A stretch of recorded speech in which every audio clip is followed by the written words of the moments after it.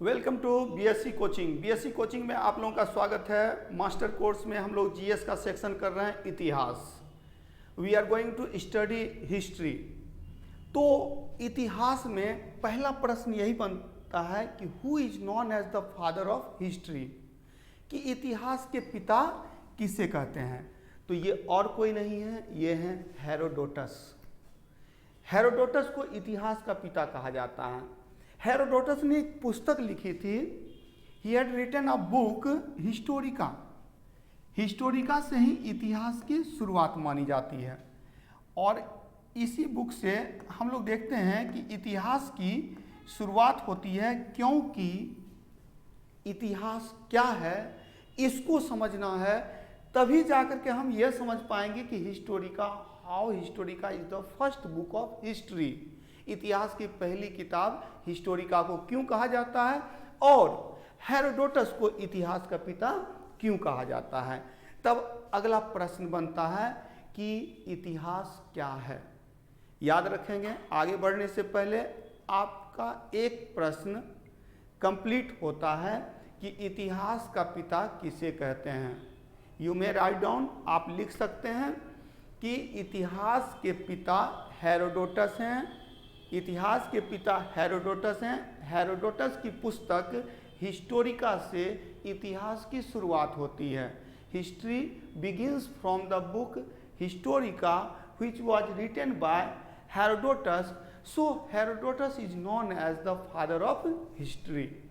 तो अगले प्रश्न पे जाते हैं कि इतिहास क्या है। इतिहास क्या है, और तब देखेंगे कि इसमें 3 टर्म हैं, इसमें 3 पद हैं।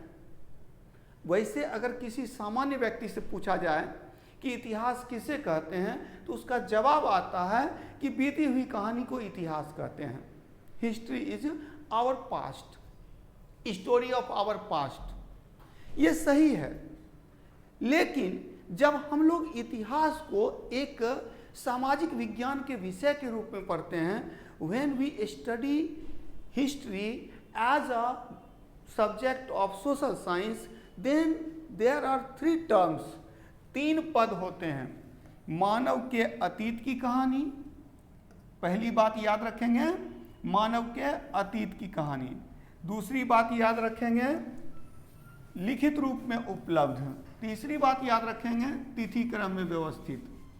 जब ये तीनों बातें होंगी तब उसे इतिहास कहेंगे। That means when there are 3 terms, story of human past available in written form and arranged date wise. तो अब अगर आपसे पूछा जाए इतिहास किसे कहते हैं, तो अतीत की वह कहानी जो तिथि क्रम में व्यवस्थित हो और लिखित रूप में उपलब्ध हो, तो इसे इतिहास कहा जाता है। तो यह इतिहास किसी का भी हो सकता है।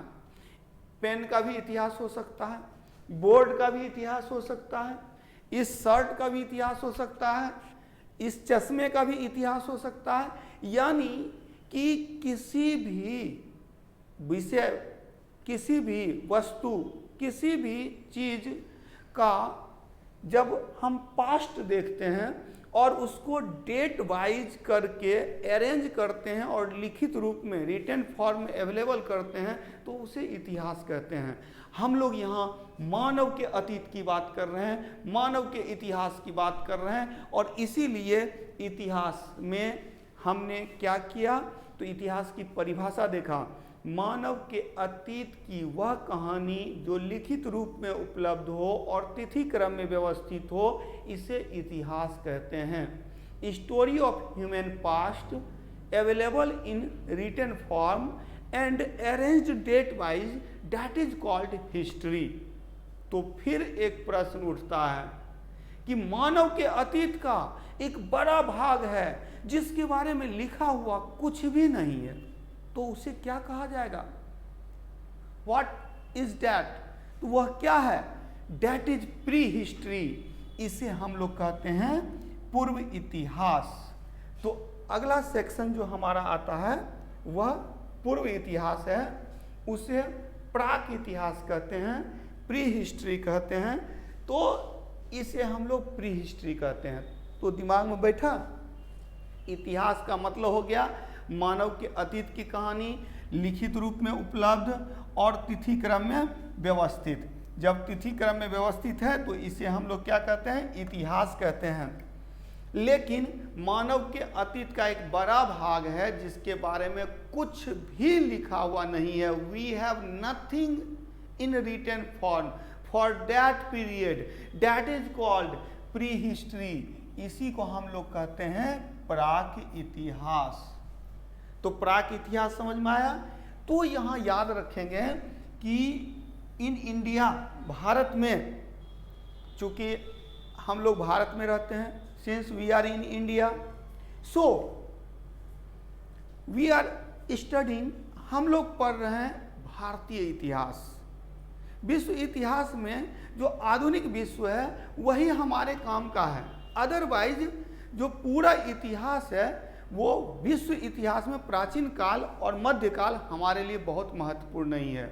हाँ, भारतीय इतिहास में प्राचीन काल, मध्यकाल और आधुनिक काल तीनों हम लोग पढ़ते हैं। तो चलिए 600 ईसा पूर्व के पहले, बिफोर 600 BC, लिखित साक्ष्य नहीं था। अगर था भी तो उसे पढ़ा नहीं गया था, इसीलिए इसे प्री हिस्ट्री की संज्ञा दी गई है। It was called pre history, इसे प्राक इतिहास कहा गया है। तो एक पॉइंट और याद रखेंगे, 600 ईसा पूर्व में भारत में लेखन कला का विकास हुआ जिसे हम आज पढ़ पाते हैं। To development of writing in India, it was the time period 600 BC। 600 ईसा पूर्व में मानव ने जो कुछ लिखा भारत में उसे आज पढ़ा जा सक रहा है। इसीलिए भारत में इतिहास की वास्तविक रूप से शुरुआत 600 ईसा पूर्व के बाद होती है।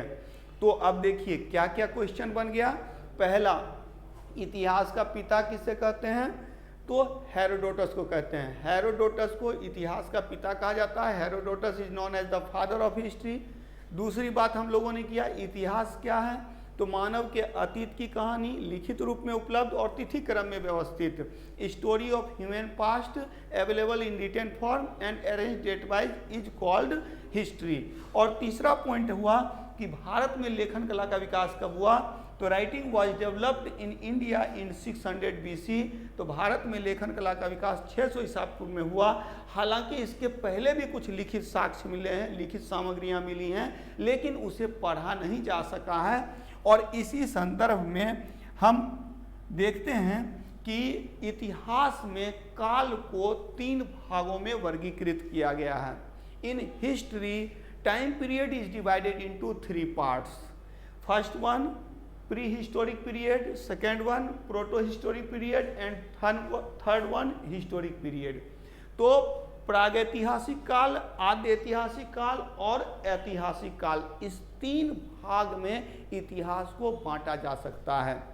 जैसा कि मैंने कहा, मानव के अतीत की कहानी लिखित रूप में उपलब्ध और तिथि क्रम में व्यवस्थित, लेकिन 600 ईसा पूर्व के बाद लेखन कला का भारत में विकास होता है। इसीलिए भारत में इतिहास के अंतर्गत 3 काल देखे गए हैं। हालांकि अगर हम लोग साइंटिफिक मेथड से देखें, वैज्ञानिक पद्धति से देखें, तो प्रागैतिहासिक काल के अंतर्गत ही आद्य ऐतिहासिक काल को भी रखा जाता है। Proto historic period is also a part of pre historic period. और तब याद रखेंगे कि इतिहास में 3 काल हैं। पहला पाषाण काल, पाषाण काल को प्रागैतिहासिक काल कहा जाता है। प्रागैतिहासिक क्यों कहा जा रहा है, तो we have nothing in written form for this period. इस काल के लिए हमारे पास लिखित रूप में कुछ भी उपलब्ध नहीं है। तो प्रागैतिहासिक काल वह काल है जिसके बारे में कुछ भी लिखा गया हुआ उपलब्ध नहीं है। The time period for which we have nothing in written form, that is called pre historic period. इसको हम लोग प्रागैतिहासिक काल कहते हैं। मतलब इसके बारे में कुछ भी लिखा हुआ नहीं है, नथिंग इन रिटन फॉर्म, तो लिखित सामग्री का अभाव है। यानी लिखित सामग्री यहाँ नहीं उपलब्ध है। तो लिखित सामग्री उपलब्ध नहीं, तो जिस काल के लिए लिखित सामग्री उपलब्ध नहीं है इस काल को प्रागैतिहासिक काल कहते हैं। इसीलिए इस काल की जानकारी का स्रोत पुरातात्विक स्रोत है। For information of this time period we have archaeological evidence. अब प्रश्न उठता है कि पुरातात्विक साक्ष्य क्या है, आर्कियोलॉजिकल एविडेंस क्या है।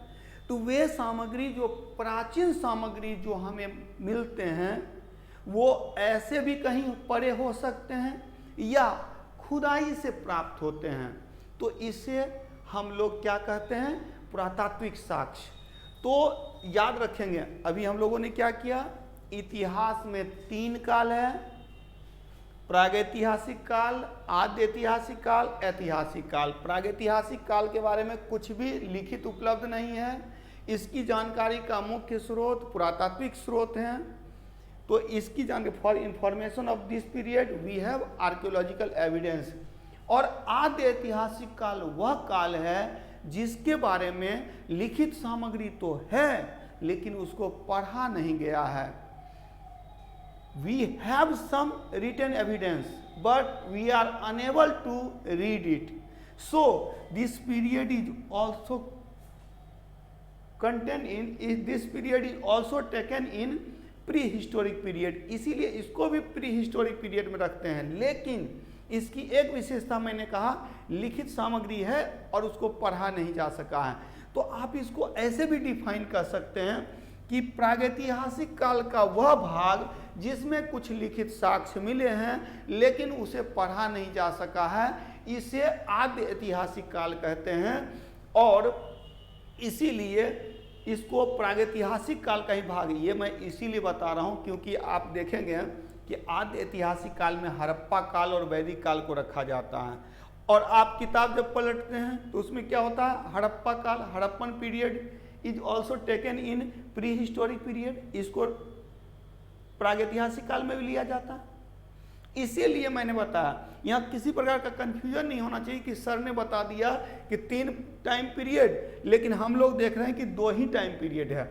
असल में ये दोनों अलग नहीं है, एक ही है, क्योंकि 600 ईसा पूर्व में लेखन कला का विकास होता है। Writing was developed in 600 BC, जिसको आज हम पढ़ पाते हैं, जिसको आज हम पढ़ने में सक्षम हैं।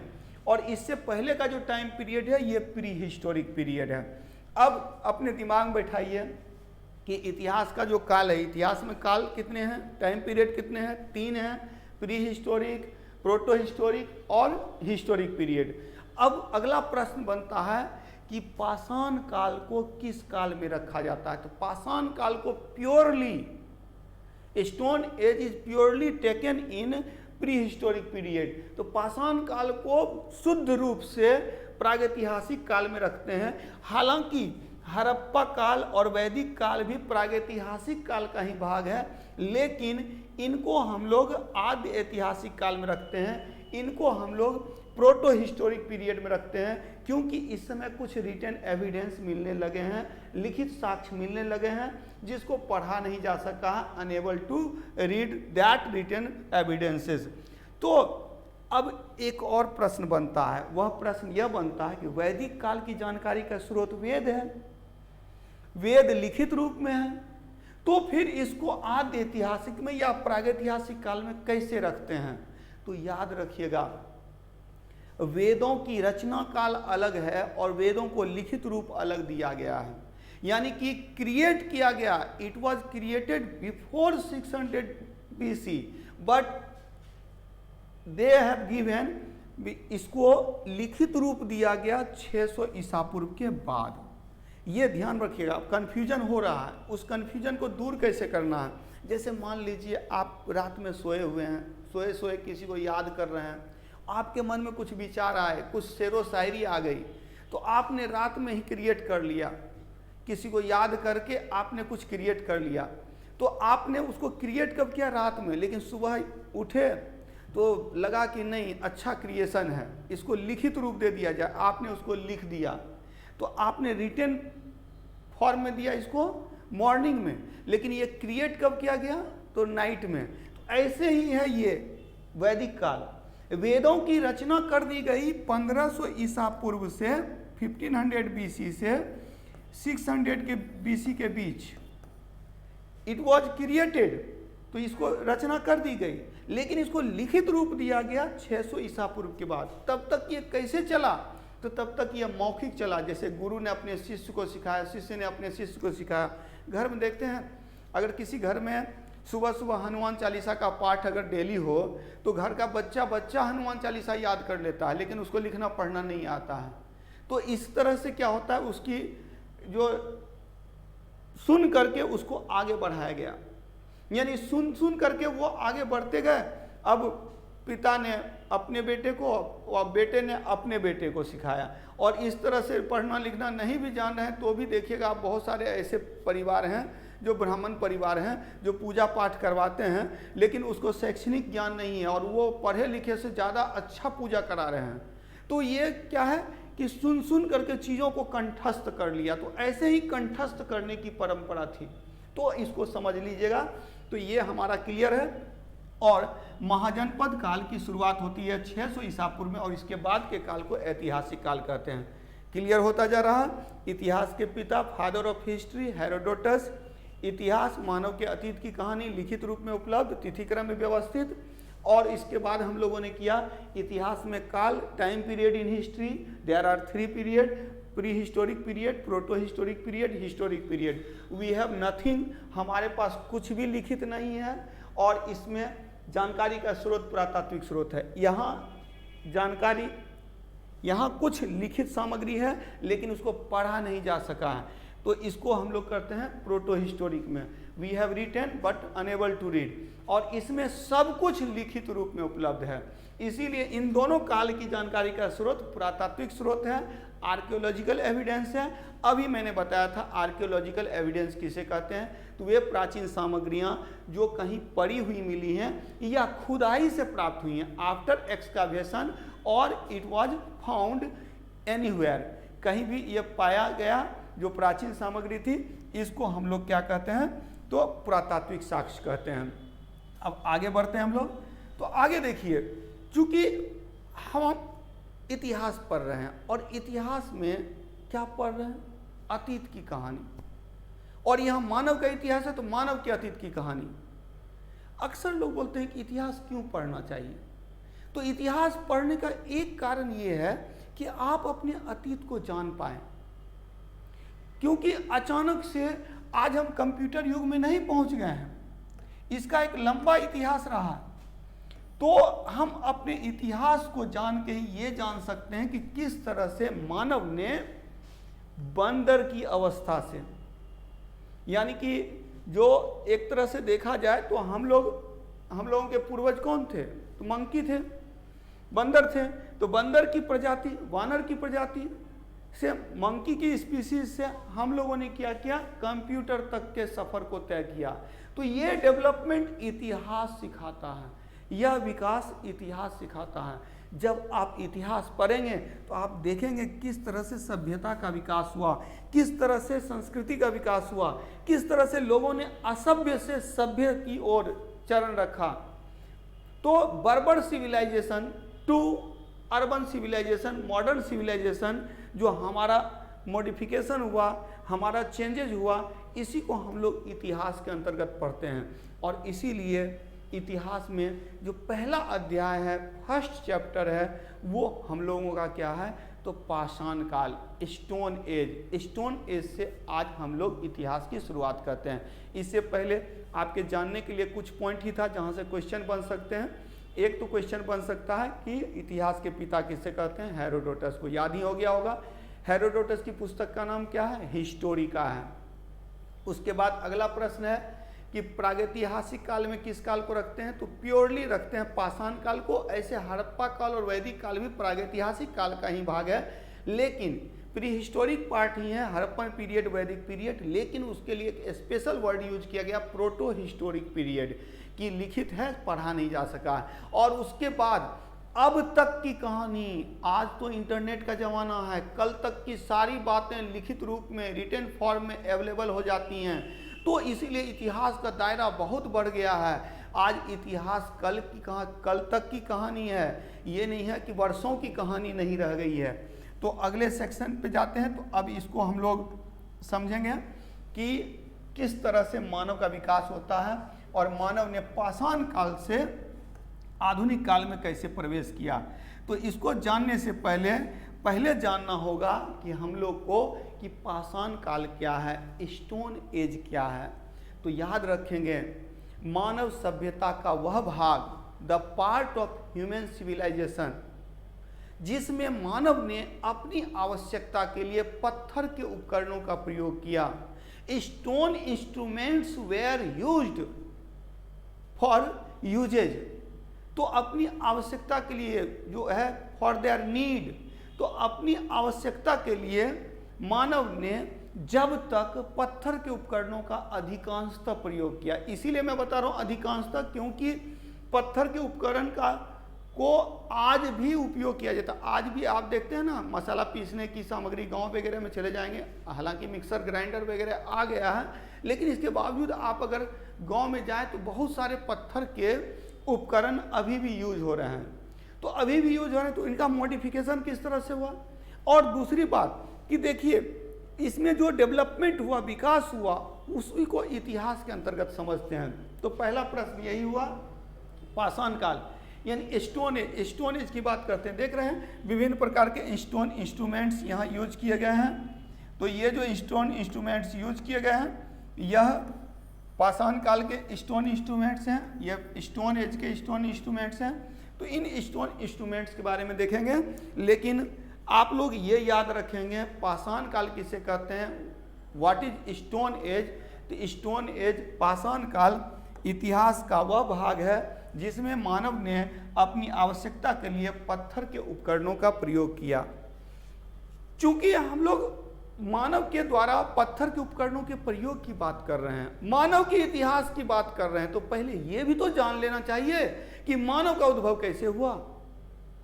आप लोगों को पता है कि 2 करोड़ वर्ष पूर्व में वानर की एक प्रजाति थी जिसको हम लोग कहते हैं रामापिथेकस। रामापिथेकस, इसको याद रखेंगे, रामापिथेकस वानर की प्रजाति। सब लोगों को पता है, सभी लोग जानते हैं कि हमारे जो एंसेस्टर थे, हमारे जो पूर्वज थे, वो कौन थे। तो हमारे जो पूर्वज थे तो वो वानर थे। वानर की जब पूंछ गायब हुई तो उसको पुच्छ रहित वानर कहते हैं, मंकी विदाउट टेल। और इसी में एक प्रजाति है रामापिथेकस। याद रखेंगे, आज से लगभग 2 करोड़ वर्ष पूर्व में ये जो रामापिथेकस हैं, ये 2 भाग में बट गए। कुछ जंगल में रहने लगे, कुछ मैदान में रहने लगे। जो जंगल में रहने लगे यही महाकपि कहलाए, ये ग्रेट एप्स कहलाए, इन्हीं से चिंपैंजी और गुरिल्ला इन्हीं का भाग है। लेकिन जो मैदानी भाग में रहने लगे वो कहलाए ऑस्ट्रेलोपिथेकस। याद रखेंगे, थोड़ा नाम टफ है लेकिन ये बार बार आएगा, आपको याद हो जाएगा, आप बिल्कुल अवगत हो जाएंगे। रामापिथेकस, रामापिथेकस से ऑस्ट्रेलोपिथेकस का डेवलपमेंट होता है। ऑस्ट्रेलोपिथेकस, याद रखेंगे, ऑस्ट्रेलोपिथेकस इस तरह से झुके हुए हैं, ये जो पार्ट है झुका हुआ है। ये जब सीधे होते हैं तो ये इरेक्ट होता है, होमो इरेक्टस, यानी कि यहाँ पर क्या है, ये झुके हुए हैं। और ये सीधा होते हैं, सीधा होते हैं तो होमो इरेक्टस कहलाते हैं। लेकिन अभी भी इनका जो चेहरा है वो बाहर की ओर निकला हुआ है। और ये जब चेहरा भी जब सीधा हो जाता है, चेहरा भी जब सीधा हो जाता है तो ये कहलाते हैं निएंडरथल। और जब निएंडरथल को बुद्धि आती है तो ये कहलाते हैं होमो सेपियंस, यानी ज्ञानी मानव। तो ये मानव का विकास है। तो इसको हम लोग पाषाण काल में आगे भी पढ़ेंगे, लेकिन अभी अपने दिमाग में बैठा लीजिए, इसकी जरूरत हम लोगों को आगे पड़ेगी। तो from Ramapithecus to Homo sapiens किस प्रकार से डेवलपमेंट है ह्यूमन बीइंग का, ये आपके दिमाग में रहना चाहिए। तो पुच्छ रहित वानर की प्रजाति रामापिथेकस 2 करोड़ वर्ष पूर्व में 2 भागों में विभाजित हो गई। जो रहते थे जंगल में वो कहलाए महाकपि, जो मैदान में रहने लगे उसको कहा गया ऑस्ट्रेलोपिथेकस। ऑस्ट्रेलोपिथेकस से होमो इरेक्टस का विकास हुआ। याद रखेंगे होमो इरेक्टस को ही पिथकैंथ्रोपस भी कहा जाता है। Homo erectus is also known as Pithecanthropus, इसी को पिथकैंथ्रोपस भी कहा जाता है, पिथकैंथ्रोपस भी कहा जाता है। तो जो ऑस्ट्रेलोपिथेकस से होमो इरेक्टस का विकास होता है और होमो इरेक्टस से निएंडरथल का विकास होता है और फिर होमो सेपियंस का विकास होता है। तो यहाँ याद रखिएगा होमो इरेक्टस को ही पिथकैंथ्रोपस भी कहा गया है, पिथकैंथ्रोपस। ये मैं इसीलिए बता रहा हूँ क्योंकि ये यूपीएससी का पूछा हुआ क्वेश्चन है। आप लोग सीसेट की भी तैयारी करते हैं, जो जीएस पढ़ रहे हैं मास्टर कोर्स में, तो इसमें सीसेट भी कवर होता है और तब ये याद रखेंगे पिथकैंथ्रोपस होमो इरेक्टस के ही कहा गया है। तो मानव सदृश प्राणी, सबसे प्राचीन प्राणी जो है वो ऑस्ट्रेलोपिथेकस। ऑस्ट्रेलोपिथेकस को मानव का आदि पूर्वज कहते हैं। अब कुछ पॉइंट्स दिमाग में बैठा लीजिए। Ancient ancestor of human being that is Australopithecus. मानव का आदि पूर्वज किसको बोलते हैं? तो ऑस्ट्रेलोपिथेकस को। तो मानव का आदि पूर्वज ऑस्ट्रेलोपिथेकस को कहा जाता है। क्लियर? अब ऑस्ट्रेलोपिथेकस से होमो इरेक्टस का विकास होता है। Homo erectus is developed from Australopithecus. They were also called Pithecanthropus. इन्हीं को पिथकैंथ्रोपस भी कहा जाता है। तो मानव का आदि पूर्वज ऑस्ट्रेलोपिथेकस है। ऑस्ट्रेलोपिथेकस से होमो इरेक्टस का विकास हुआ। होमो इरेक्टस को ही पिथकैंथ्रोपस भी कहा जाता है और इसी पिथकैंथ्रोपस से निएंडरथल मानव का विकास हुआ। इसी निएंडरथल मानव के अनेक रूप हैं, जिसमें क्रो-मैग्नन और जावा मानव भी शामिल है। तो जावा मानव और क्रो-मैग्नन ये जो हैं निएंडरथल के ही रूप हैं और इनका विकास अंततः होमो सेपियंस में होता है। होमो सेपियंस याद रखेंगे, होमो सेपियन एस नहीं लगाएं, केवल होमो सेपियन बोलें तो Homo sapien means first human being with knowledge. तो पहला जो ज्ञानी मानव था उसको होमो सेपियन कहते हैं और ज्ञानी मानव की जो प्रजाति है उसको होमो सेपियंस कहते हैं। वी आर होमो सेपियंस, हम लोग ज्ञानी मानव की प्रजाति हैं। तो ये आपके दिमाग में रहना चाहिए। अब चूंकि हम लोग पढ़ रहे हैं क्या, पाषाण काल कर रहे हैं, तो पाषाण काल में अगला सेक्शन है कि पाषाण काल को 3 भागों में विभाजित किया गया है। Stone age can be divided into 3 part. देखिए स्टेप बाय स्टेप मैं एक एक चीज़ को कई बार दोहरा रहा हूँ, तो आपको किसी प्रकार की समस्या नहीं होनी चाहिए। और जितनी बार मैं दोहरा रहा हूँ तो आप चीज़ों को नोट डाउन करते चलें। पहली बात तो हम लोगों ने किया कि हेरोडोटस को इतिहास का पिता कहा जाता है। दूसरा पॉइंट हम लोगों ने किया इतिहास में वर्गीकरण, जिसमें कि क्वेश्चन आएगा कि इतिहास में 3 भाग में बांटा गया है। तो जो प्रागैतिहासिक काल में पाषाण काल आता, आद्य ऐतिहासिक काल में हड़प्पा काल और वैदिक काल आता और उसके बाद का जो काल है वो ऐतिहासिक काल है। अब है कि पहला सेक्शन हम लोग स्टार्ट कर रहे हैं और ये पहला सेक्शन क्या है, तो ये है पाषाण काल। तो पाषाण काल को देखें तो पाषाण काल में पहला प्रश्न मैंने बता दिया था कि जब तक मानव ने अपनी आवश्यकता के लिए पत्थर के उपकरणों का प्रयोग किया तब तक के काल को पाषाण काल कहा जाता है। और इस पाषाण काल के 3 भाग हैं। यहाँ याद रखेंगे इतिहास में हमेशा जो बीच का काल है वो संक्रमण का काल रहा है। Middle part is as the transitional part.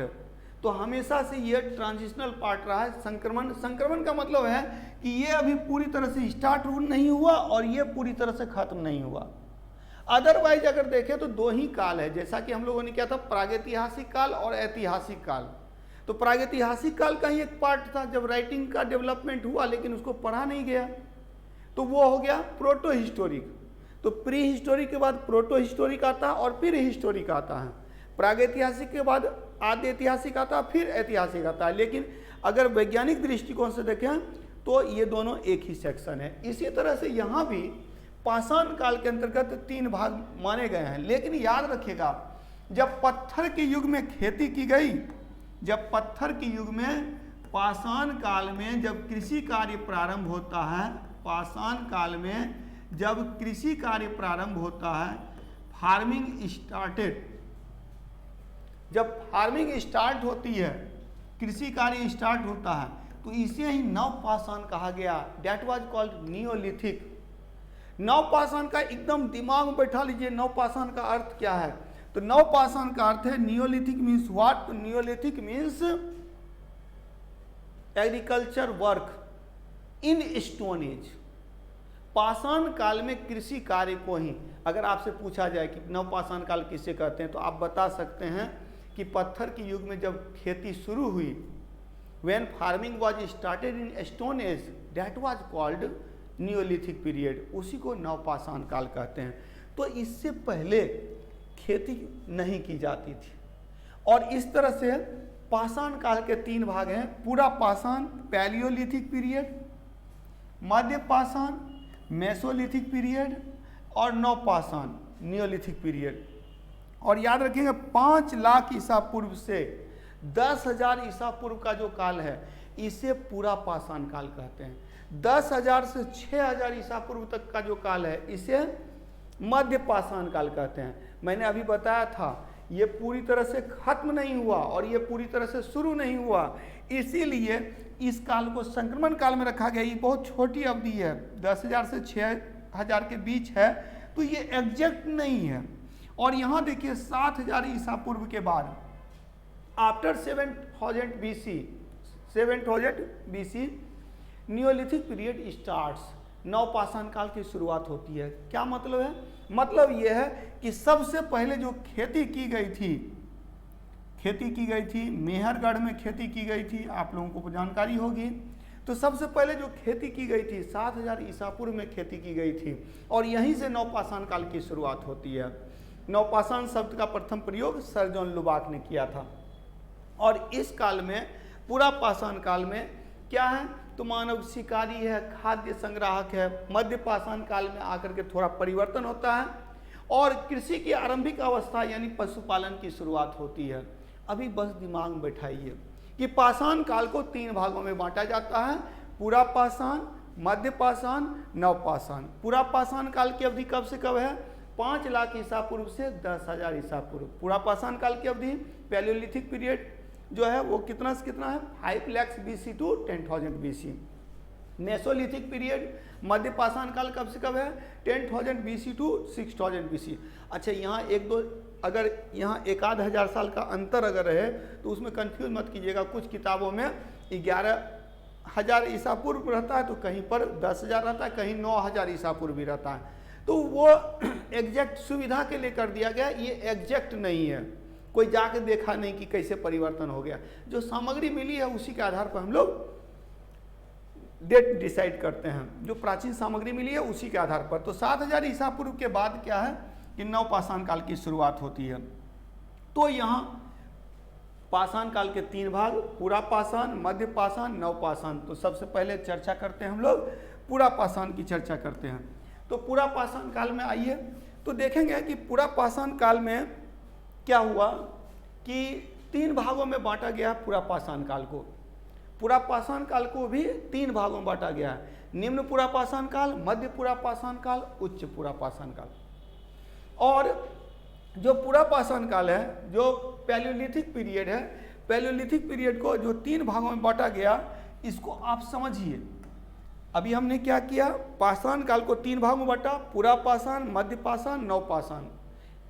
Palaeolithic period को 3 भागों में बांटा, या स्टोन एज को हम लोगों ने 3 भागों में बांटा, पैलियोलिथिक, मेसोलिथिक, नियोलिथिक। दिमाग में बैठा? हमने क्या किया, सबसे पहले स्टोन एज पाषाण काल को 3 भाग में बांटा, पूरा पाषाण, मध्य पाषाण, नवपाषाण, पैलियोलिथिक, मेसोलिथिक, नियोलिथिक। फिर पूरा पाषाण को 3 भागों में बांटा, निम्न पूरा पाषाण, मध्य पूरा पाषाण और उच्च पूरा पाषाण। तो 3 भागों में बांटा, निम्न पूरा पाषाण, मध्य पूरा पाषाण और उच्च पूरा पाषाण। कोई डाउट नहीं? अब देखिए इसको क्यों बांटा, क्योंकि मानव के इतिहास का सबसे बड़ा भाग पूरा पाषाण काल है। एक क्वेश्चन यहाँ से भी बनेगा, अगर आपसे पूछ दिया जाए, इफ क्वेश्चन इज आस्क्ड, जो longest part of human history, मानव इतिहास का सबसे लंबा भाग कौन सा है, तो मानव इतिहास का सबसे लंबा भाग पूरा पाषाण काल है। और इसीलिए पूरा पाषाण काल को भी 3 भागों में बांटा गया है, निम्न पूरा पाषाण काल, मध्य पूरा पाषाण काल और उच्च पूरा पाषाण काल। ये 3 भागों में बांटा गया। और ये जो टाइम पीरियड है, ये आप देखेंगे 5 लाख ईसा पूर्व से 50,000 ईसा पूर्व का जो काल है, ये निम्न पूरा पाषाण काल है। तो लोअर पैलियोलिथिक पीरियड कितना है, 5 लाख BC टू 50,000 BC। मध्य पूरा पाषाण काल, इसकी अवधि 50,000 ईसा पूर्व से 5,000 BC से 40,000 BC है, 40,000 ईसा पूर्व है। और उच्च पूरा पाषाण काल, तो ये 40,000 ईसा पूर्व से 40,000 BC टू 10,000 BC, 10,000 ईसा पूर्व है। क्लियर। सबसे पहले हमने बांटा पाषाण काल को 3 भाग में, पूरा पाषाण, मध्य पाषाण और नवपाषाण। फिर पूरा पाषाण को 3 भागों में बांटा, निम्न पूरा पाषाण, मध्य पूरा पाषाण और उच्च पूरा पाषाण। और याद रखेंगे, ये जो पूरा पाषाण काल है, इसमें बस 2 ही प्रकार के परिवर्तन होते हैं। एक तो मानव में परिवर्तन होता है, ह्यूमन बीइंग में परिवर्तन होता है। मानव वानर की अवस्था से क्या होता है, ज्ञानी मानव में प्रवेश करता है। और दूसरा क्या होता है, तो मानव के द्वारा प्रयोग किए गए उपकरणों में परिवर्तन होता है। तो ये परिवर्तन हम लोग ध्यान में रखेंगे। तो इसी में देखिएगा, निम्न पूरा पाषाण काल में ऑस्ट्रेलोपिथेकस से होमो इरेक्टस का विकास होता है। मध्य पूरा पाषाण काल में निएंडरथल मानव आते हैं और उच्च पूरा पाषाण काल में होमोसेपियंस आते हैं। याद रखेंगे, ये कई बार क्वेश्चन पूछा हुआ है कि होमोसेपियंस अर्थात ज्ञानी मानव का विकास किस काल में हुआ। तो Homo sapiens was developed in upper Palaeolithic period. तो उच्च पूरा पाषाण काल में ज्ञानी मानव का विकास हुआ। एक पॉइंट दिमाग में रख लीजिए। देखिए, कुछ ही पॉइंट्स हम लोगों ने किया, 1 बाय 1 स्टेप बाय स्टेप चीज़ों को दिमाग में डालते जाएंगे, इतिहास आसान हो जाएगा। और रटने की कोशिश कीजिएगा। तो बोला जाता है इतिहास भूगोल दोनों बेवफा, रात में पढ़िए सुबह सफा। तो अगर इसको रटने का प्रयास कीजिएगा तो ये कभी आपके दिमाग में नहीं आएगा। इसको समझने का प्रयास कीजिए। इतिहास समझने का विषय वस्तु है। और मैं अक्सर जब इतिहास पढ़ाता हूँ तो मैं बोलता हूँ, ईस्वी सन आप लोग को याद नहीं करना, नाम याद नहीं करना, तब इतिहास पढ़ना है। कारण कि मैं पढ़ाते पढ़ाते ईस्वी सन याद करवा दूंगा, मैं पढ़ाते पढ़ाते नाम याद करवा दूंगा। तो आपके लिए इंपॉर्टेंट है समझना कि कैसे पूरा पाषाण काल से नवपाषाण काल का विकास हुआ, कैसे पाषाण काल से सभ्यता का विकास हुआ। इसको आप लोगों को समझना है। और इसीलिए यहाँ देखिए, निम्न पूरा पाषाण काल में होमो इरेक्टस मानव का विकास होता है, ऑस्ट्रेलोपिथेकस होमो इरेक्टस, यहाँ निएंडरथल मानव का विकास होता है और यहाँ होमोसेपियंस का।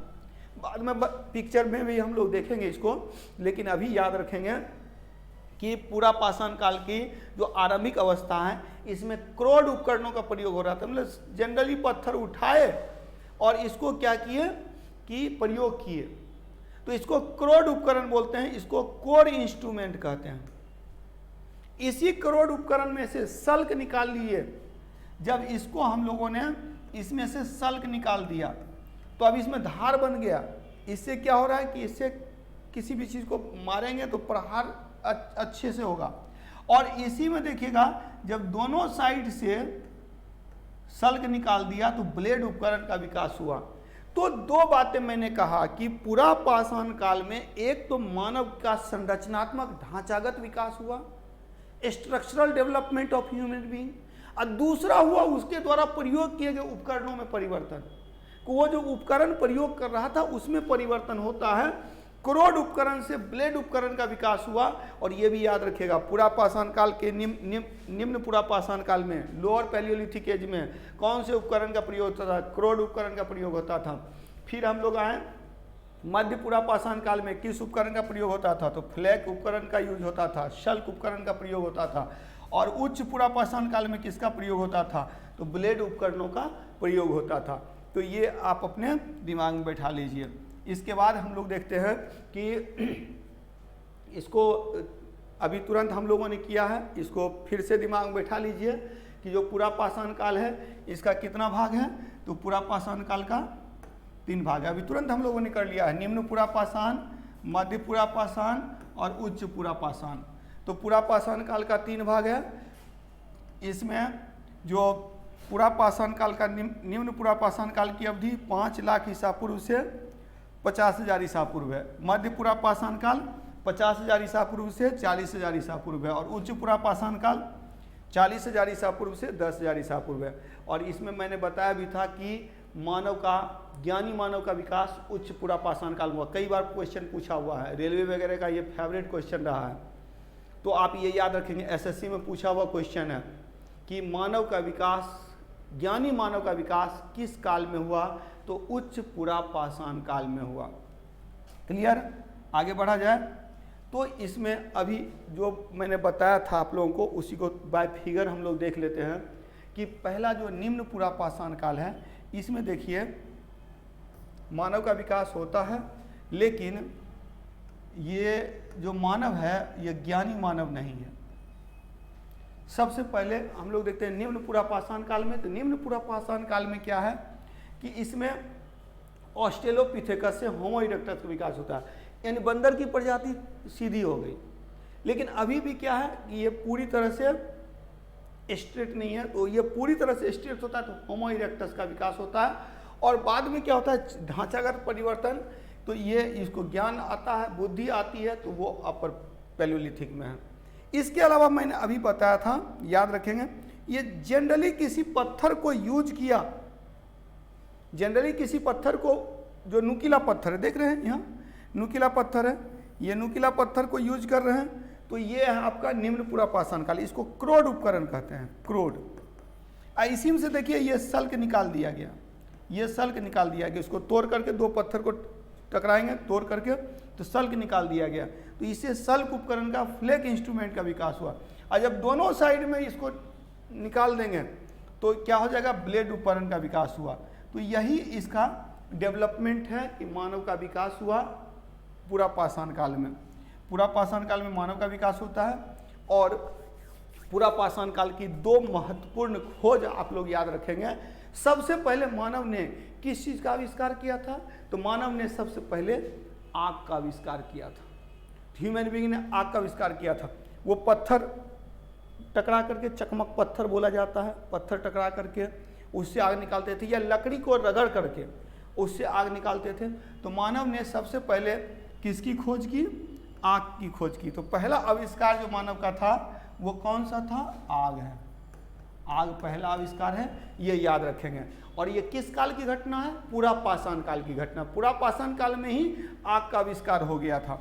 इसके बाद आते हैं हम लोग, इसी काल में देखिएगा जो निम्न पुरापाषाण काल की अवस्था है उसी को हम लोग बोलते हैं, उसमें ज्ञानी मानव का विकास हुआ। उच्च पुरापाषाण काल में ज्ञानी मानव का विकास हुआ। और ज्ञानी मानव जब ज्ञान आया तो इनको बुद्धि आई, तो इन्होंने क्या किया, पेंटिंग वेंटिंग भी करना सीख लिया। चित्रकारी का प्राचीनतम साक्ष्य भीमबेटका से प्राप्त होता है। तो ये उच्च पुरापाषाण काल की घटना है, उच्च पुरापाषाण काल। तो ये याद रखेंगे, उच्च पुरापाषाण काल में चित्रकारी का विकास हुआ। उच्च पुरापाषाण काल में चित्रकारी का विकास हुआ, पेंटिंग्स का डेवलपमेंट हुआ अपर पैलियोलिथिक पीरियड में। तो अभी हम लोगों ने क्या किया, 3 भाग, पाषाण काल का 3 भाग, पुरापाषाण, मध्य पाषाण और नवपाषाण। पुरापाषाण में भी 3 भाग, निम्न पुरापाषाण, मध्य पुरापाषाण, उच्च पुरापाषाण। निम्न पुरापाषाण, मध्य पुरापाषाण, उच्च पुरापाषाण। सबसे पहले मानव ने किसकी खोज की? आग की खोज की। सबसे पहले मानव ने आग की खोज की। और इसके बाद मानव के द्वारा बनाई गई पेंटिंग भीमबेटका से प्राप्त होता है। इस पे चर्चा और हम लोग करेंगे। भीमबेटका एक जगह है मध्य प्रदेश में, जो भोपाल से लगभग 40 किलोमीटर की दूरी पर पड़ता है। भीमबेटका में फर्स्ट जो असल में यहाँ पर गुफा चित्र मिला है, गुफा चित्र मिला है। तो यहाँ पर केव पेंटिंग्स मिले हैं, केव पेंटिंग्स मिले हैं, गुफा चित्र मिले हैं। कहाँ से? भीमबेटका से। भीमबेटका किस राज्य में है? मध्य प्रदेश में है। तो ये याद रखेंगे। अब इसके बाद चलते हैं हम लोग क्या, पूरा पाषाण काल के बाद कौन सा काल है? मध्य पाषाण काल। हालांकि मैंने बताया था कि मध्य पाषाण काल में एक समस्या है कि मध्य पाषाण काल में क्या होता है कि मानव ने क्या किया कि परिवर्तन किया, यानी खेती की अवस्था की ओर बढ़ना शुरू किया, और इसीलिए पूरा पाषाण काल से नव पाषाण काल की ओर जो मानव का उद्भव होता है, मानव का विकास होता है, इसी विकास के क्रम में ये देखिए शिकार की अवस्था से खेती की अवस्था तक का जो विकास होता है, इसी में बीच का टाइम पीरियड है मध्य पाषाण काल। एकदम दिमाग में बैठाइए, इनिशियल फेज जो प्रारंभिक अवस्था है वो पूरा पाषाण है। पूरा पाषाण से मध्य पाषाण में आते हैं, खेती का की ओर हम लोग बढ़ते हैं, और खेती का पूर्ण रूप से विकास होता है तो उसको नव पाषाण कहते हैं। और उससे पहले की जो अवस्था है उसी को बोलते हैं पशुपालन की अवस्था, जिसको मध्य पाषाण काल कहा जाता है। तो हम लोग मध्य पाषाण के बारे में पढ़ते हैं। पूरा पाषाण काल से हम लोगों ने मध्य पाषाण काल की ओर प्रवेश किया, मध्य पाषाण काल से नव पाषाण काल की ओर प्रवेश किया। तो यही पूरा पाषाण काल में हमने क्या देखा कि मानव शिकारी और खाद्य संग्राहक था। पैलियोलिथिक पीरियड में मानव शिकार कर रहा है और भोजन संग्रह कर रहा है, और इसी से शिकारी अवस्था से आगे पशुपालक अवस्था में पहुंचता है मध्य पाषाण काल में, और नव पाषाण काल में जाकर के खेती की शुरुआत होती है। तो खेती की शुरुआत कब होती है? नव पाषाण काल में होती है। तो इसको समझिए, इसको समझे रहेंगे तो आगे मध्य पाषाण काल को समझने में सुविधा होगी। यानी कि मानव का प्रवेश पूरा पाषाण काल से नव पाषाण काल में होता है, खेती का विकास होता है। खेती की आरंभिक अवस्था है पशुपालन, और मानव ने सबसे पहले जिस पशु को पालतू बनाया वो कुत्ता था, डॉग था। मतलब आप देखेंगे पूरा पाषाण काल में क्या होता था। पूरा पाषाण काल में बड़े बड़े जब मानव का विकास हुआ होगा तो आपको पता ही है हम लोग इतना काम क्यों कर रहे हैं? पेट के लिए कर रहे हैं, भोजन के लिए कर रहे हैं। पहले तो मूलभूत आवश्यकता पूर्ति होनी चाहिए, भोजन, कपड़ा, मकान मिलना चाहिए। लेकिन कपड़ा मकान नहीं भी मिलेगा तो आप रह सकते हैं, भोजन नहीं मिलेगा तो नहीं रह सकते हैं। तो सबसे पहले तो भोजन का बंदोबस्त करना है। अब क्या है कि वो फल वगैरह संग्रह कर रहे हैं, लेकिन फल नहीं उपलब्ध है तो जानवर को मार के खा रहे हैं। और अगर बड़ा जानवर है, मान रहे हैं भैंसा वगैरह है, तो उसको क्या अकेले कोई मार नहीं सकेगा? तो नहीं, तो सामूहिक रूप से सब मिलकर भैंसा का शिकार करते थे। लेकिन बड़ा भैंसा को जब मार दिए तो खाने के बाद भी बहुत सारा चीज बच जाता था। अब क्या है कि जहां पर एक बार खाएंगे, 2 बार खाएंगे, लेकिन उससे ज्यादा तो नहीं खा सकते हैं। एक दिन के बाद तो मांस सड़ने लगता है। तो स्वाभाविक सी बात है, एक तो वहां रह नहीं पाएंगे, दूसरा कि उतना बड़ा जो जानवर है उसको खा लिए तो उसका ढेर सारा बच गया, बीमारियां फैलेगी। तो ऐसे में मानव ने सोचा कि क्यों ना ऐसा किया जाए, खा पी के खत्म कर दिया जाए। अच्छा, एक चीज और याद रखेंगे, जब बड़े जानवरों को मारता था, खा पी के जो बच जाता था, तो एक जानवर था जिसने देखा कि इसके साथ रहने से फायदा है, वो उसके पीछे पीछे हो लिया, और जो बचता था वो खाता था। यही कुत्ता था। अब क्या हुआ कि अब चूंकि देख रहा है कि यही लोग मार रहा है, शिकार कर रहा है, जिससे मुझे भोजन मिल रहा है, तो ऐसे में जब उसके ऊपर किसी ने अटैक किया तो वो कुत्ता ने उसको जो अटैक करने वाले के ऊपर अटैक कर दिया। तो इससे मनुष्य को समझ में आ गया कि ये जानवर पालतू बनाया जा सकता है। इस तरह से कुत्ते को पालतू बनाया गया। तो आप इसको समझिए कि पहले शिकारी और खाद्य संग्राहक हैं, और फिर क्या होता है कि खेती की ओर जड़ते हैं। लेकिन इस बीच का जो टाइम पीरियड ये कैसे आता है, तो यहाँ याद रखेंगे पूरा पाषाण काल में बड़े बड़े जानवरों का शिकार करते थे, और तब काफ़ी बच जाता था, कठिनाई भी होती थी उनको मारने में। तब इन लोगों ने सोचा क्यों ना छोटे जानवर को मारा जाए, छोटे जानवर को छाया जाए। लेकिन भैंसा को मारने के लिए बड़ा बड़ा पत्थर यूज करते थे, बड़ा बड़ा पत्थर से चारों ओर से मारते थे, तब जाकर मरता था। अब छोटे जानवर को मारने के लिए मान ले रहे खरगोश को खाना है, खरगोश को बड़ा पत्थर से मार देंगे तो कुछ बचेगा? कुछ नहीं बचेगा। तो इसीलिए छोटे जानवर को मारने के लिए छोटा उपकरण होना चाहिए। और इसीलिए मध्य पाषाण काल में एक परिवर्तन आता है कि सूक्ष्म पाषाण उपकरण का विकास होता है, छोटे छोटे पत्थर के उपकरणों का विकास होता है, और इसी को हम लोग बोलते हैं माइक्रोलिथ्स। तो माइक्रोलिथ्स की भी एक प्रमुख विशेषता थी मध्य पाषाण काल की। तो मध्य पाषाण काल से क्या क्या क्वेश्चन बनता है याद रखेंगे। मध्य पाषाण काल को संक्रमण काल कहते हैं, यह पूरा पाषाण और नव पाषाण के बीच की कड़ी है। Mesolithic period is a transitional period which connect palaeolithic period to neolithic period. दूसरी बात कि मध्य पाषाण काल में किसकी शुरुआत होती है? Animal husbandry started in Mesolithic period. पशुपालन की शुरुआत मध्य पाषाण काल में हुई। Animal husbandry is called the initial stage of agriculture. कृषि की आरंभिक अवस्था को पशुपालन कहा जाता है। तीसरी बात याद रखेंगे, मानव ने सबसे पहले किस पशु को पालतू बनाया? कुत्ता को पालतू बनाया।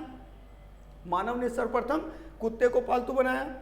क्लियर, एक एक चीज क्लियर करते जाइए। पूरा पाषाण काल में मानव शिकारी और खाद्य संग्राहक है। मध्य पाषाण काल पूरा पाषाण और नव पाषाण काल को जोड़ता है। मध्य पाषाण काल में छोटे छोटे पत्थर के उपकरणों का विकास हुआ जिसे सूक्ष्म पाषाण या माइक्रोलिथ्स कहा जाता है। मध्य पाषाण काल में पशुपालन का विकास होता है। सबसे पहला पशु जिसे पालतू बनाया गया वह कुत्ता था। Dog was the first animal which became a pet animal, जो पालतू पशु बना। और साथ ही साथ मध्य पाषाण काल में ही याद रखेंगे पक्षियों को मारने के लिए बूमरैंग का विकास हुआ। पक्षियों को मारने के लिए देखिए इस तरह का उपकरण, अभी मैं आप लोगों को दिखाऊंगा भी कि ये उपकरण सबको दिखा दूंगा, दिमाग में बैठ जाएगा। वो कार्टून देखा होगा आपने, जंगल बुक, मोगली। मोगली के कमर में एक इंस्ट्रूमेंट रहता है, यही है बूमरैंग। ये है बूमरैंग।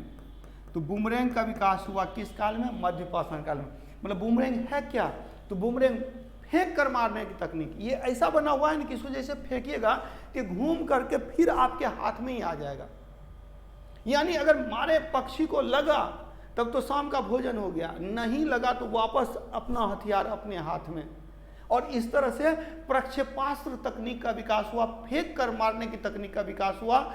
इस तरह से मध्य पाषाण काल में माइक्रोलिथ्स का विकास हुआ और बूमरैंग का विकास हुआ, प्रक्षेपास्त्र तकनीक का विकास हुआ। मध्य पाषाण काल में पशुपालन की शुरुआत होती है। मध्य पाषाण काल में मछली का कांटा मिलता है, मछली मारने का कांटा मिलता है। और मध्य पाषाण काल में चिड़िया का भी शिकार होने लगा, प्रक्षेपास्त्र तकनीक का विकास हुआ। पहला पशु जिसे पालतू बनाया गया कुत्ता था। नव पाषाण काल में खेती हुई, मानव ने कृषक अवस्था में प्रवेश किया।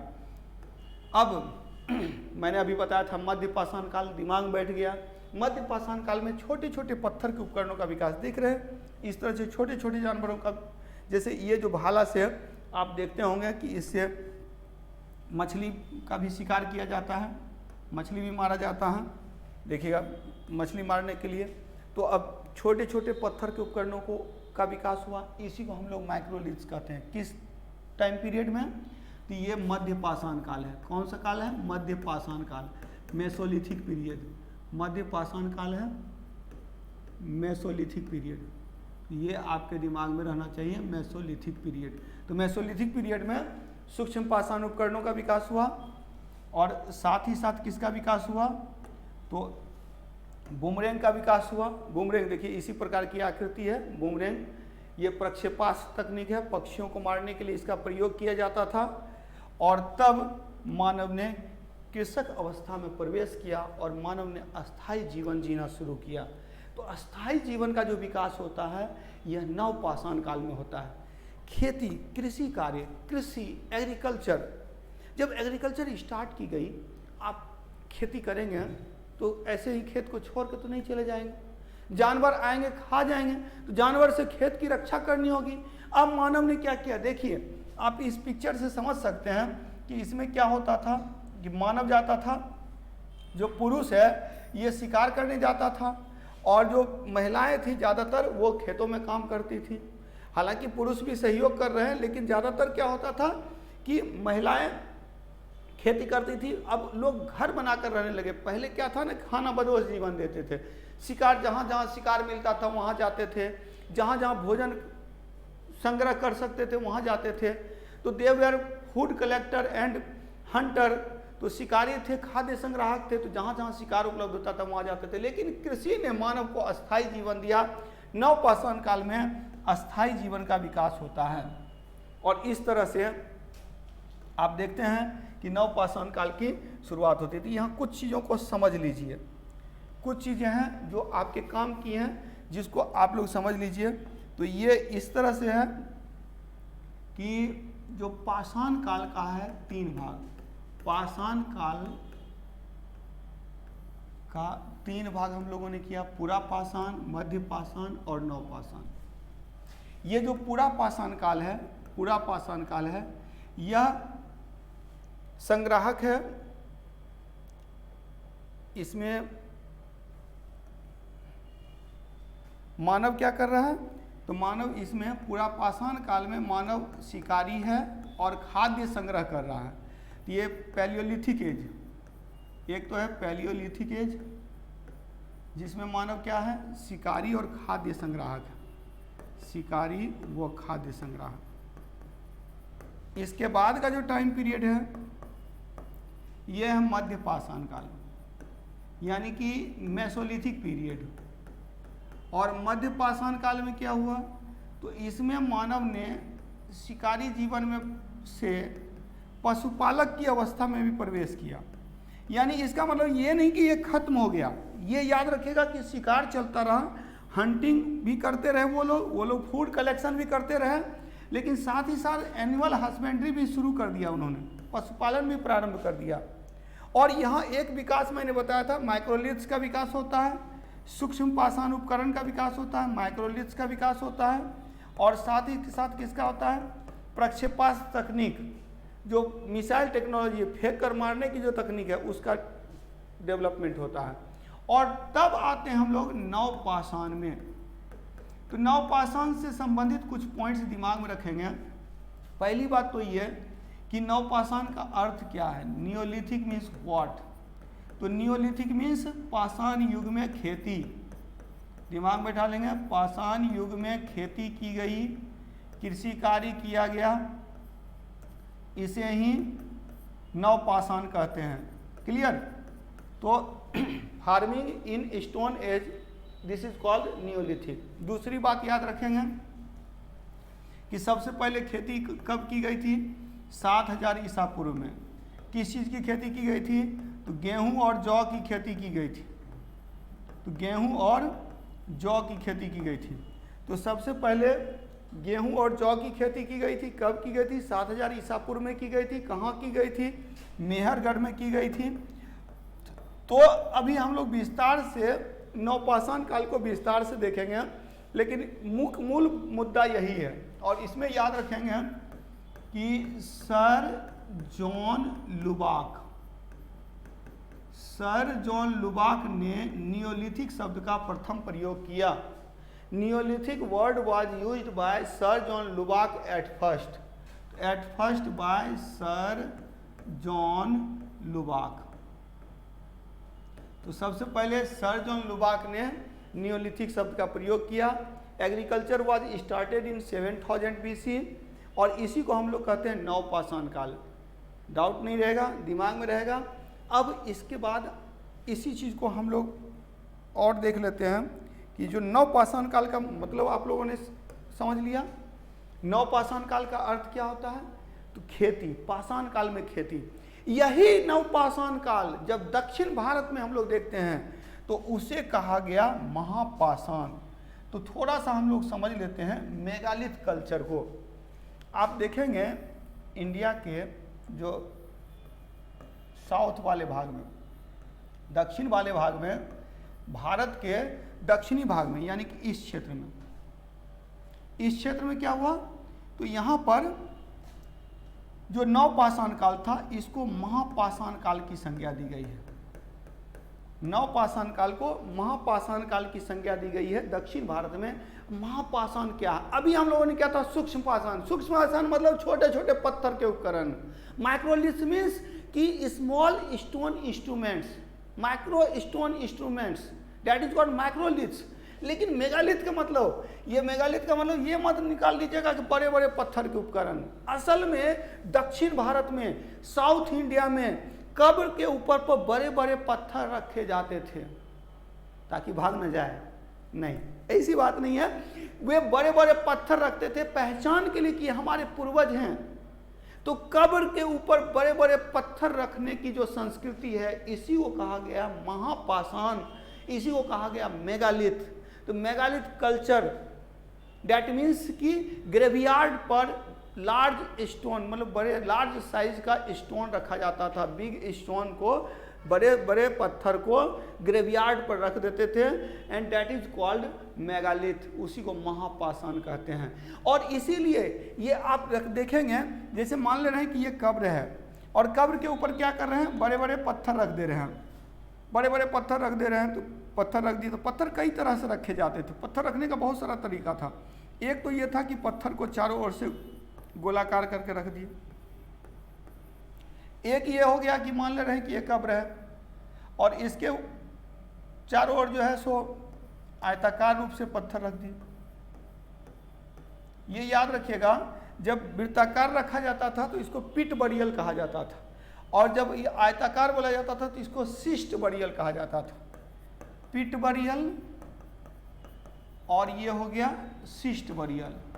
हालांकि आप याद रखेंगे कि यूपीएससी में एक बार क्वेश्चन फिगर दे करके आ गया था, फिगर दे दिया था, जीएस का क्वेश्चन है, और उसमें बताया कि ये कौन सा तकनीक है। इसी तरह जैसे ये कब्र है, कब्र के ऊपर दो पत्थर रख दे रहे हैं और पत्थर के ऊपर एक पत्थर रख दे रहे हैं, इसको डोलमेन कहते हैं। इसी तरह से मेनहीर है। तो बहुत सारे टेक्निक हैं, कब्र पर बड़े बड़े पत्थर रखने की तकनीक है, जिसको हम लोग महापाषाण संस्कृति कहते हैं। तो महापाषाण संस्कृति से क्या क्या क्वेश्चन बनता है? तो पहला क्वेश्चन यही बनता है कि यह दक्षिण भारत की संस्कृति है, याद रहेगा। Megalith culture is a culture of south India, दक्षिण भारत की संस्कृति है। दूसरा पॉइंट बनेगा कि यह नवपाषाण काल है, it is Neolithic period, Neolithic period, यह नवपाषाण काल है। तो दक्षिण भारत में सभ्यता संस्कृति का प्रसार बाद में होता है। तीसरी बात, इससे क्वेश्चन आता है कि यह लौह युग से संबंधित है, यहाँ लोहे के भी उपकरण मिलते हैं। ये एक खास विशेषता है, लोहे के उपकरण प्राप्त होते हैं। लोहे के उपकरण है लेकिन मानव का विकास नहीं हुआ है, मानव अभी भी पाषाण काल में जी रहा है, इसीलिए लोहे के उपकरण मिलते हैं।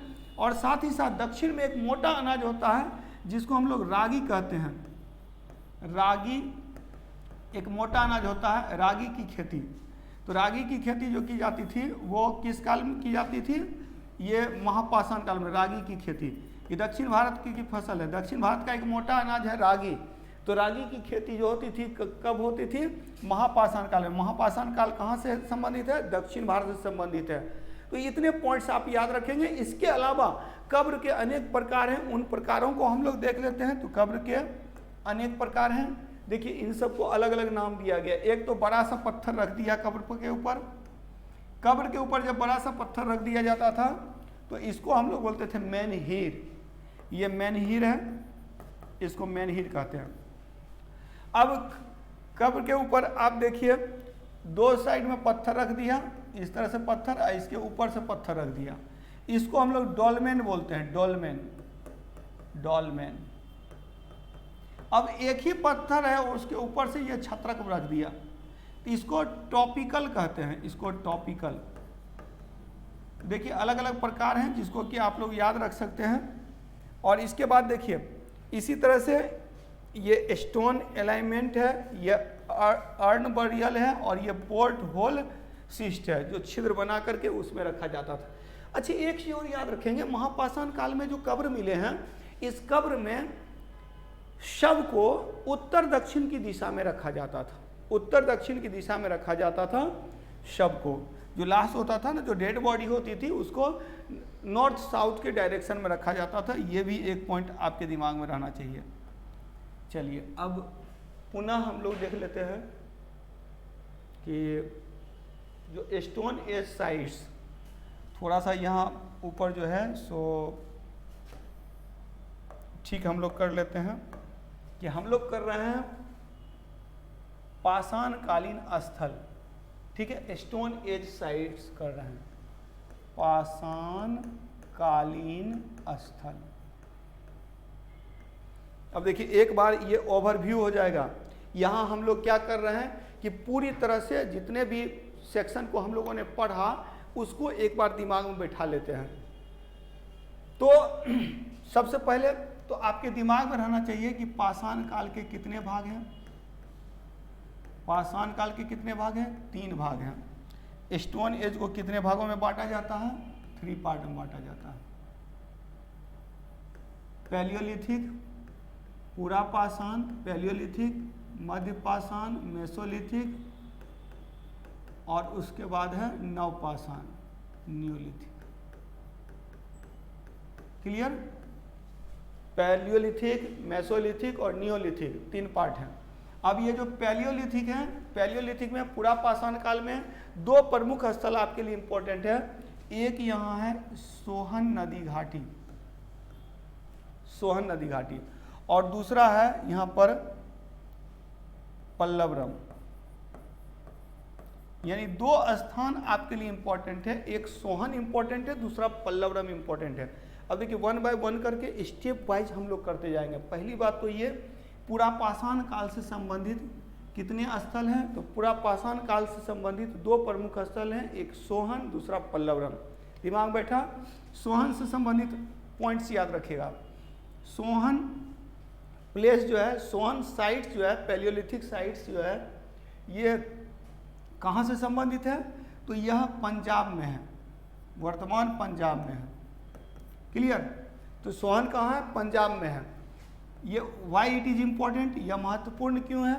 क्योंकि यहाँ से सबसे पहले मानव द्वारा प्रयोग किया गया पत्थर का उपकरण मिलता है, पत्थर का उपकरण।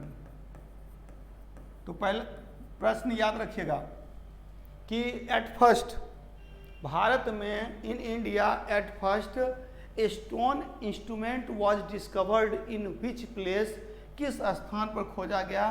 Date was Sohan. ये कब का है? 5 लाख ईसा पूर्व का, 5 लाख BC का।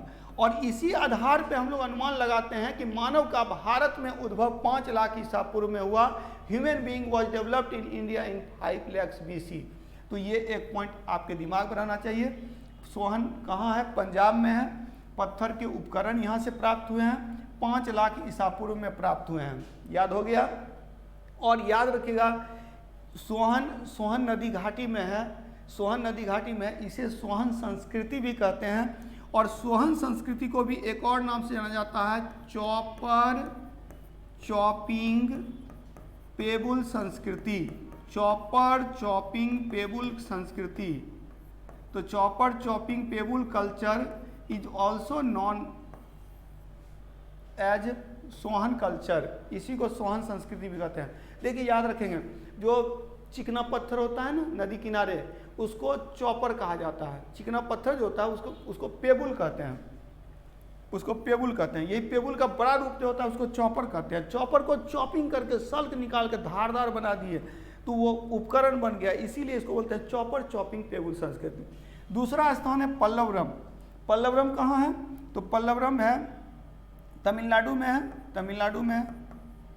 ये मद्रास क्षेत्र में पड़ता है, इसी को मद्रास संस्कृति भी कहते हैं। मानव द्वारा प्रयोग किया गया पहला पत्थर की हाथ की कुल्हाड़ी, हैंड एक्स, यहीं से प्राप्त होता है। तो पहला हैंड एक्स जो प्राप्त होता है, पहली जो हाथ की कुल्हाड़ी प्राप्त होती है वो यहीं से प्राप्त होती है। हाथ की कुल्हाड़ी इसको क्यों कहते हैं? क्योंकि इसमें जो छेद नहीं था, होल नहीं था, यानी कि हाथ से ही पकड़ के इसका यूज किया जाता होगा। तो first hand axe was found in Pallavaram by whom? तो बाय रॉबर्ट ब्रूस फुट।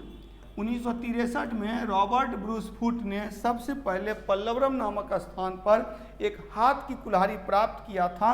इसी के आधार पर इसे हस्त कुठार संस्कृति भी कहते हैं। तो याद रखेंगे, सोहन में सोहन संस्कृति, चॉपर चॉपिंग पेबुल संस्कृति। पल्लवरम में हैंड एक्स संस्कृति, हस्त कुठार संस्कृति। तो पूरा पाषाण काल से संबंधित कितने स्थल हो गए? ये 2 स्थल मुख्य स्थल हैं जो निम्न पूरा पाषाण काल से संबंधित है। अच्छा, पल्लवरम के जगह यहीं पर तमिलनाडु में इसी को मद्रास संस्कृति भी कहते हैं।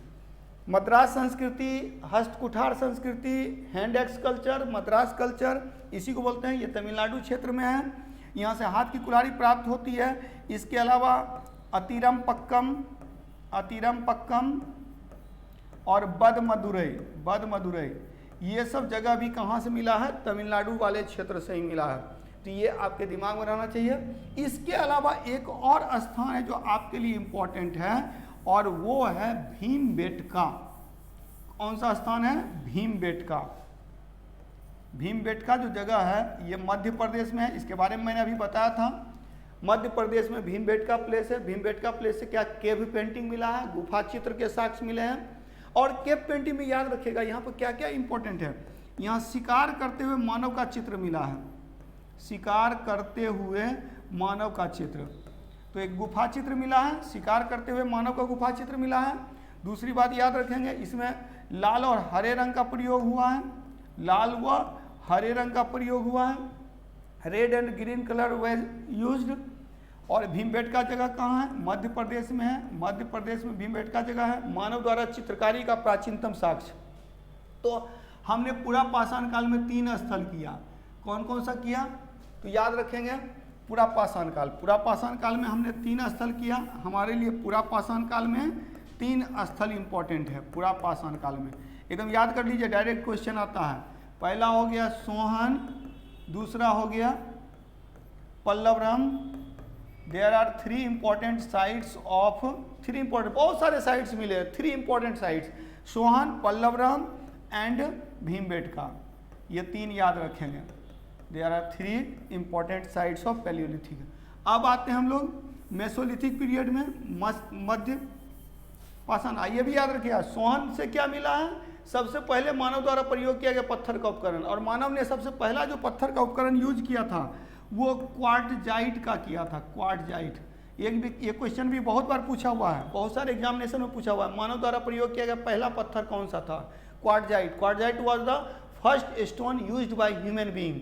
तो ये इसी को हिंदी में बोलते हैं स्फटिक, कंफ्यूज मत कीजिएगा, स्फटिक। Quartzite was the first stone used by human being. मानव द्वारा प्रयोग किया गया पहला पत्थर क्या था? कौन सा था? स्फटिक था। दूसरी बात याद रखिएगा, तो मानव द्वारा प्रयोग किया गया पहला पत्थर का उपकरण सोहन से मिला है। मानव द्वारा प्रयोग किया गया हाथ की कुल्हाड़ी हैंड एक्स पल्लवरम मद्रास से मिला है।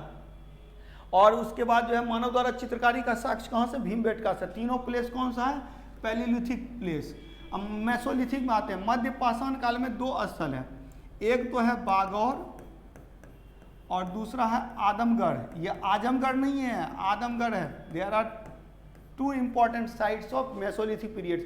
ऐसे तो बहुत सारे साइट्स हैं, लेकिन केवल 2 साइट्स की बात हम लोग कर रहे हैं।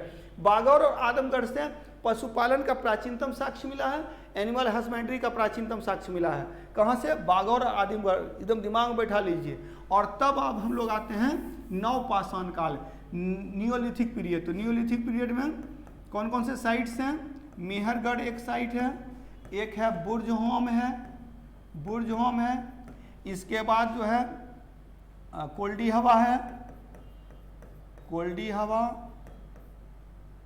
हवा है, चौपानी मांडो, सराय नाहर राय,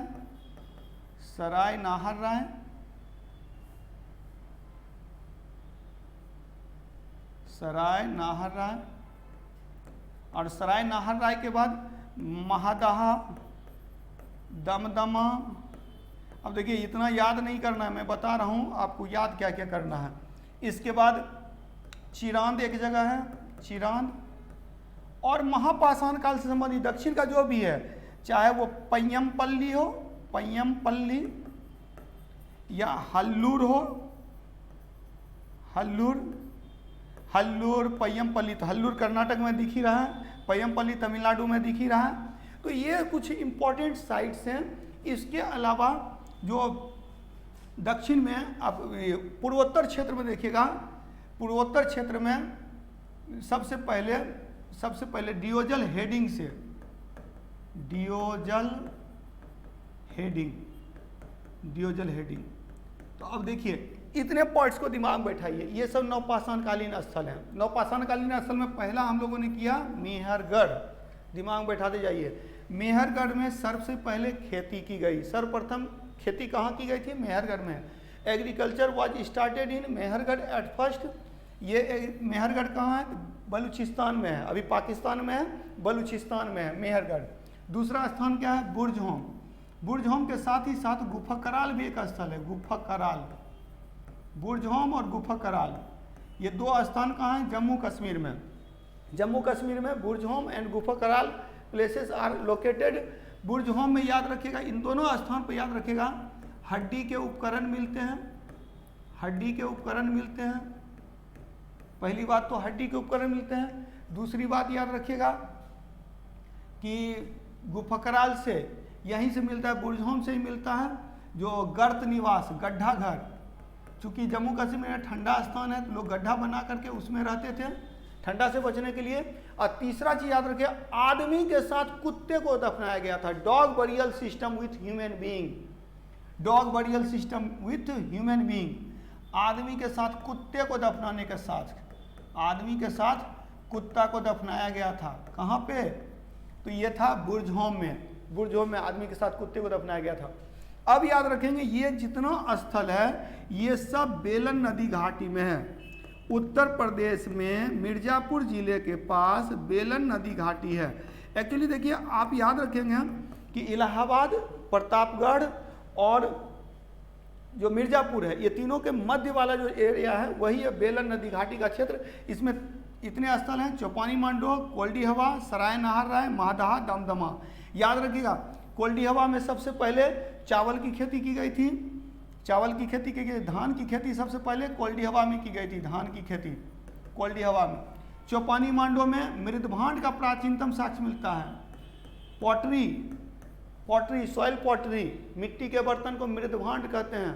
तो मृदभांड का प्राचीनतम साक्ष्य चौपानी मांडो से मिलता है। और कुछ कंकाल मिला है जिस पर धारदार हथियार से वार किया गया था, तो नरकंकाल मिले। तो मानवीय आक्रमण का प्राचीनतम साक्ष्य सराय नाहर राय से मिलता है। और चिरांद ये जगह है, छपरा में है। चिरांद छपरा में बिहार का स्थान है। यहाँ से भी हड्डी के उपकरणों का ढेर मिला है। तो यहाँ पर होर्डिंग्स ऑफ बोन इंस्ट्रूमेंट्स प्राप्त होता है फ्रॉम चिरांद। तो दीज आर द प्लेस। तो पैडी क्रॉप सबसे पहले कोल्डी हवा में, तो ये आपके दिमाग में रहना चाहिए। और झूम खेती, आप याद होगा पहाड़ी क्षेत्रों में लोग घूम घूम कर खेती करते हैं, जिसको झूम खेती कहते हैं, जिसको शिफ्ट कल्टीवेशन कहते हैं, शिफ्टिंग फार्मिंग कहते हैं। तो ये डियोजल हेडिंग से प्राप्त होता है मेघालय वाले क्षेत्र में। तो ये प्रमुख नवपाषाणकालीन स्थल था। पहला मेहरगढ़, सबसे पहले खेती की गई। दूसरा बुर्जहोम, आदमी के साथ कुत्ते को दफनाए जाने का साक्ष्य, गर्त निवास और हड्डी के उपकरण। तीसरा याद रखिएगा कोल्डी हवा। तो कोल्डी हवा के बारे में याद रखिएगा कि सबसे पहले धान की खेती, पैडी क्रॉप हुआ। चौथा प्लेस है चौपानी मांडो। चौपानी मांडो में मृदभांड मिला। ये सब बेलन नदी घाटी क्षेत्र में है। सराय नाहर राय में मानवीय आक्रमण का प्राचीनतम साक्ष्य प्राप्त होता है। चिरांद है, चिरांद में हड्डी के उपकरणों का ढेर प्राप्त होता है, हड्डी के उपकरणों का ढेर प्राप्त होता है। और डियोजल हेडिंग में याद रखिएगा यहाँ से क्या प्राप्त होते हैं? तो झूम खेती के साक्ष्य प्राप्त होते हैं। तो यह हमारा पहला सेक्शन था। यहाँ हम लोगों का पाषाण काल समाप्त होता है। और इस पाषाण काल ने क्या किया कि आगे के लिए पाषाण काल का अंत होता है नवपाषाण काल में। नवपाषाण काल में क्या हुआ? मानव बस्तियाँ बनने लगी और सभ्यता का विकास होता है। और इस तरह से पहली सभ्यता का जो विकास होता है, जो पहली शहरी सभ्यता बनती है, वो है हड़प्पा सभ्यता, सिंधु घाटी सभ्यता, जो हमारा अगला सेक्शन होगा। नेक्स्ट वीडियो में हम लोग करते हैं, अगले सेक्शन को नेक्स्ट क्लास में करते हैं। चलिए आज इतना ही रखते हैं। धन्यवाद।